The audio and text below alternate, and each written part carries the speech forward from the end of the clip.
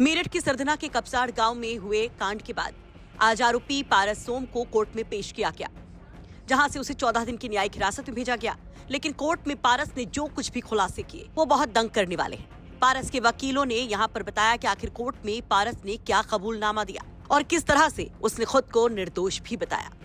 पारस को special CGM के यहाँ पेश किया गया और वहाँ पर 14 दिन की न्यायिक हिरासत में उसको भेज दिया गया है। हमारे साथ पारस के वकील हैं, क्या नाम है आपका? बलराम सोम जी हैं। उनसे हम पूछेंगे कि अंदर क्या क्या हुआ, किस तरीके से जज साहब ने क्या पूछा और पारस ने क्या कहा। क्या पारस आया था, पेश हुआ, क्या कहा उसने? जज ने क्या आया था, जज साहब ने पूछा अपना नाम बताइए। उसने बताया जी मेरा नाम पारस है और पिताजी का नाम ये है। और मैंने उसमें पूछा कि ये क्या प्रक्रिया जो भी चली वहाँ पे, तो उसने केवल 2 शब्द कहे हैं कि मैंने कोई हत्या नहीं की है, मैं इसमें निर्दोष हूँ, मुझे बचा लीजिएगा, इसमें कि मेरे द्वारा कोई हत्या नहीं हुई है। तो साफ साफ ये बोल के गया है। अभी तो अपहरण के मामले पे क्या बोला? अपहरण के मामले में मेरी पर्सनल बात हुई थी, मैंने उससे पूछा कि अपहरण का है, इसमें क्या अपहरण किया है? तो उसने कहा कि नहीं, अपहरण मैंने बिल्कुल नहीं किया है, हम लोग मर्जी से गए थे। कब से रिलेशन था उसका? उसने बताया कि 2.5-3 साल से हमारा रिलेशन है। अच्छा, हत्या के बारे में क्या बताया? जो मौत हुई है उसकी माँ की, कैसे हुई? मौत के बारे में यही कहा कि कुछ छीना झपटी उस टाइम पे हुई है उन लोगों की, तो उसमें हुई, बाकी इसमें कोई लंबी वार्ता नहीं हो पाई।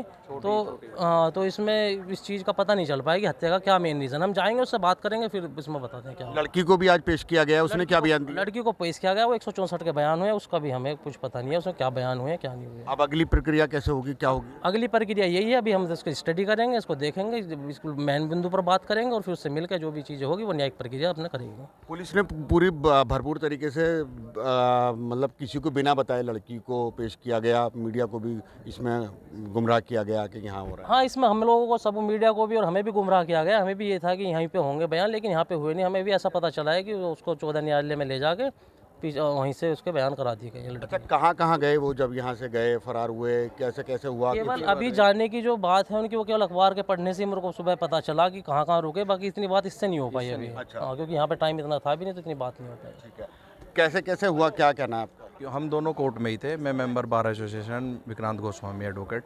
इनका जो है हम दोनों ही थे। उसने लड़के ने कहा कि ये जो बलकटी वाला है कि हमारी छीना झपटी में ये बलकटी लग गई थी, और रही बात उसकी, उसने कहा कि मैंने कोई हत्या नहीं करी है। और फिर वो कहने लगा कि हमने पूछा भाई कहाँ रुके, क्या हुआ? तो उसने कहा कि हम भैया अभी मेरे दिमाग का संतुलन ठीक नहीं है, मैं पूरी रात से जागा हुआ हूँ, 2 रात से मैं सोया नहीं हूँ, और कुछ पुलिस का प्रेशर उसके ऊपर काफ़ी ज़्यादा था। बस बाकी मीडिया कर्मियों से तो बोल भी नहीं पाया, हमसे तो थोड़ा सा बोल पे आया वो, और हमसे बात करके और वो चला गया। आप पारस के वकील हैं? हम पारस के वकील हैं। अभी प्रेजेंट में बलराम सोम और मैं उसकी तरफ से अपीयर हुए थे आज कोर्ट में। और उसने, हमने पूछा कि भाई रिलेशन कितने दिन से था, तो उसने बताया कि रिलेशन हमारा जो है पिछले 2.5-3 साल से था।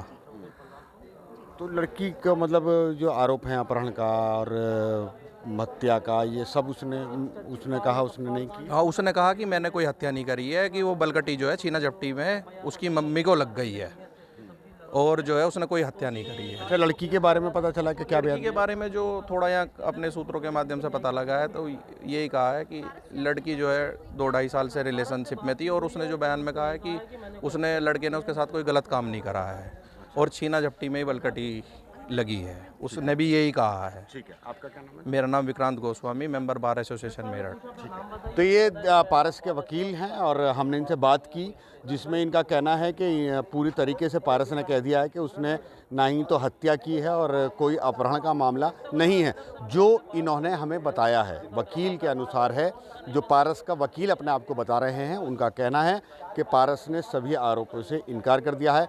फिलहाल कोर्ट में पेश किया गया और 14 दिन की न्यायिक हिरासत में पारस को भेज दिया गया है। तो पारस के वकीलों के मुताबिक उसने हत्या के मामले में खुद को निर्दोष बताया।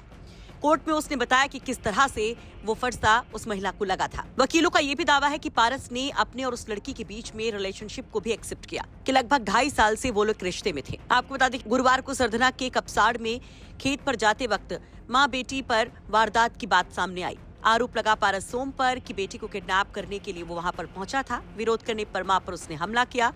जिसमें मां गंभीर रूप से घायल हो गई और अस्पताल में दम तोड़ दिया। गुरुवार शाम से ये मामला पूरा बढ़ गया, जब सियासी तौर पर वहां पर तमाम नेताओं, विधायकों और सांसदों का जमघट लगने लगा। तमाम उठापटक के बीच में शनिवार की शाम को पुलिस सामने आती है और दावा किया जाता है कि अगवा लड़की को बरामद कर लिया गया है और आरोपी पारस सोम गिरफ्तार हो गया है।